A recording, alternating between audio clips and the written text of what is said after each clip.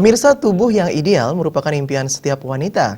Untuk memiliki tubuh yang ideal, berbagai upaya pun dilakukan kaum perempuan agar memiliki tubuh yang ideal. Salah satunya adalah dengan melakukan diet. Tubuh langsing ideal tanpa banyak lemak bertengger di tubuh merupakan dambaan setiap wanita. Untuk memiliki tubuh ideal tersebut, tidak sedikit perempuan di Bali khususnya melakukan diet. Bagi yang mengerti, mereka terlebih dahulu akan melakukan konsultasi dengan ahli gizi yang dipercaya. Namun tidak sedikit di antara mereka justru melakukan diet tanpa panduan. Parahnya lagi, diet dengan minum obat atau yang kini makin tren adalah dengan minuman bernutrisi dengan iming-iming turun dengan fantastis hingga